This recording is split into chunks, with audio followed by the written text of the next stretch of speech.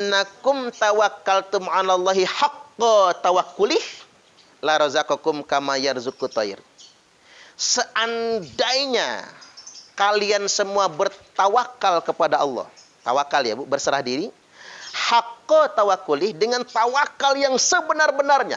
Full, 1000%, tanpa ragu. Tawakalnya, la razaqakum kama yarzuqut tayr, niscaya kalian akan diberi rezeki seperti burung diberi rezeki. Itu burung suaranya ya. Burung dalam sarang, bukan sangkar, sarang berarti ya. Dari sarang, terbang dengan perut lapar, pulang dengan perut kenyang. Dan burung tidak pernah takut besok nggak bisa makan. Burung tidak pernah cemas masa depan nanti kayak mana. Burung tidak pernah berkata, gimana ya kalau saya sudah pensiun. Nggak pernah burung itu. Allah memberikan rezeki seperti rezeki pada burung. Tapi ingat, burung tidak ngejedok di sarang. Nunggu makanan datang, tapi burung tetap terbang. Terbang dengan perut lapar, pulang dengan perut kenyang. Nah itulah ikhtiar Bu. Kita ini tinggal terbang saja. Kata orang Jawa, mabur saja kita ini. Tapi jangan pernah khawatir, jangan pernah takut. Karena tawakal yang sempurna dibarengi ikhtiar sebagai sebuah kewajiban, maka Allah pasti kasih rezeki. Begini, kalau saya ambil perumpamaan, bekerja itu kayak sholat. Sholat, mengapa kita sholat? Karena sholat itu hukumnya wajib.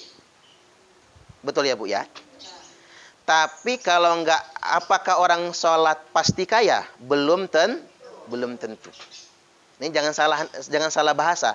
Orang kaya, orang sholat, apakah pasti kaya? Belum tentu. Karena kita salah bahasa. Ada pengemis datang, atau ada orang susah datang minta bantuan. Kita tegur, sholat enggak Pak? Enggak. Coba Bapak sholat. Nanti kalau Bapak sholat, Bapak bakal kaya. Ternyata sudah rajin sholat, enggak kaya-kaya Bu. Kita yang disalahkan. Nah, ambil contoh. Ada pengurus masjid. Keluar masjid ketemu tukang semir. Dia nanya, Bapak sholat? Enggak. Sehari dapat berapa nyemir? 10.000. Coba Bapak sholat. Nanti rezekinya Allah tambah. Pikir tukang semir, benar juga nih ketua masjid. Akhirnya dia sholat Bu. Begitu dia sholat besok, rezekinya bukan nambah, malah ngurang. Biasa dapat 10.000, dapatnya cuma 5.000. Sabar, mungkin besok ini masih ujian. Hari kedua dapatnya 5.000 lagi. Begitu hari ketiga enggak dapat sama sekali. Ketua masjid ketemu lagi sama tukang semir. Gimana Pak? Lancar rezeki hari ini? Kata tukang semir, berhenti gua sholat. Gara-gara sholat gua enggak laku, kata dia. Karena ukurannya begitu. Nah, balik lagi saya. Apakah orang rajin sholat pasti kaya? Belum tentu. Sama kayak orang bekerja.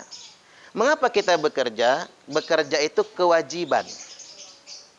Apakah orang yang rajin bekerja pasti kaya? Belum tentu. Ini agak panjang penjelasannya, satu persoalan saja ya Bu. Begini, mengapa kita sholat? Karena wajib. Kalau nggak sholat, dosa. Mengapa kita bekerja? Karena wajib, ikhtiar. Karena kalau nggak kerja, nggak ikhtiar, maka kita berdosa. Kita harus kembali ke rumus itu dulu. Nah, balik lagi. Kaya adalah nasib. Ada yang pengen betul miskin, tapi nggak miskin-miskin. Karena nasibnya kaya. Nabi pernah nunjuk, kata Nabi, Ali takdirnya miskin. Tapi nggak diumumkan sama Nabi, diumumkan sama Fatimah. Fatimah, bener kamu maunya Ali, nggak mau Utsman. Kata Fatimah, saya maunya Ali. Soalnya begini, kata Nabi, Ali itu takdirnya miskin. Sedangkan Utsman takdirnya kaya. Kata Fatimah, saya maunya Ali, nggak mau Utsman. Nabi dikasih tahu oleh Allah Subhanahu Wa Taala. Nah, ternyata betul Bu, Utsman kaya, Ali miskin. Atau sahabat Nabi yang paling kaya, namanya Abdurrahman bin Auf, itu paling kaya. Nabi bersabda, kata Nabi, orang kaya itu masuk surganya belakangan. Karena hisapnya lama. Makanya ibu-ibu kalau pengen cepat masuk surga, jangan kaya. Hartanya dikumpulin, kasih ke saya. Biar saya yang berkorban ya Bu, nggak apa-apa lah. Ibu kumpulin semua kasih ke saya, nggak apa-apa lah saya kelamaan dikit gitu. Nah orang kaya itu lama masuk surganya. Nah ini dengarkan sama Abdurrahman bin Auf.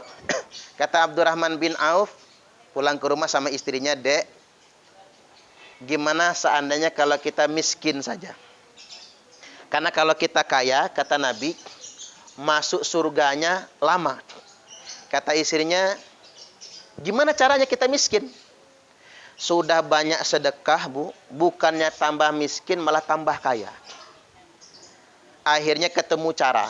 Pas perang Tabuk, sahabat berangkat perang semua, kurmanya sudah wayahnya panen, nggak dipanen.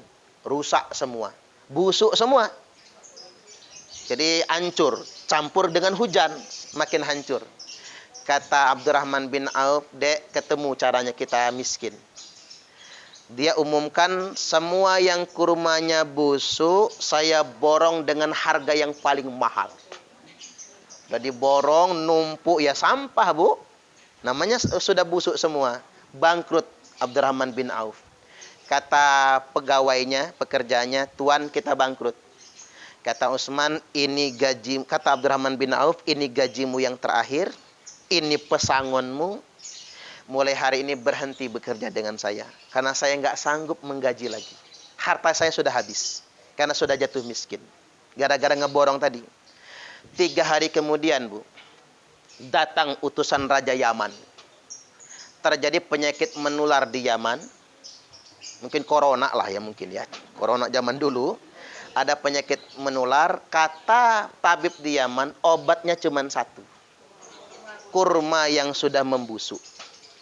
Maka diumumkan, dia beli kurma busuk sebanyak-banyaknya, dibayar dengan harga 3 kali lipat lebih mahal.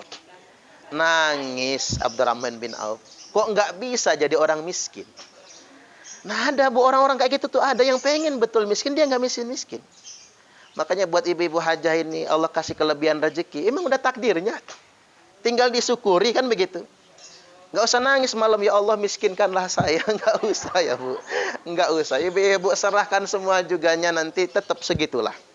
Makanya benar kalau bahasa Al-Quran itu, wa annahu huwa amata, wa annahu huwa adhaka wa abka, wa annahu huwa amata wa ahya, wa annahu khalaqaz zawjainid dzakara wal untha, wa annahu huwa aghna wa aqna. Sesungguhnya Allah menciptakan tawa dan tangis, Allah menciptakan mati dan hidup, Allah menciptakan laki-laki dan perempuan, Allah menciptakan kaya dan cukup, bukan miskin. Wa annahu huwa aghna wa aqna. Sesungguhnya Allah menciptakan kaya dan cukup. Karena masalah hidup manusia bukan tidak kaya. Masalah hidup manusia tidak cukup. Mudah-mudahan kita selalu dicukupkan. Allahumma amin. Baik, satu lagi. Fadilah sedekah. 5 fadilah sedekah. Saya bahas singkat-singkat saja karena sudah setengah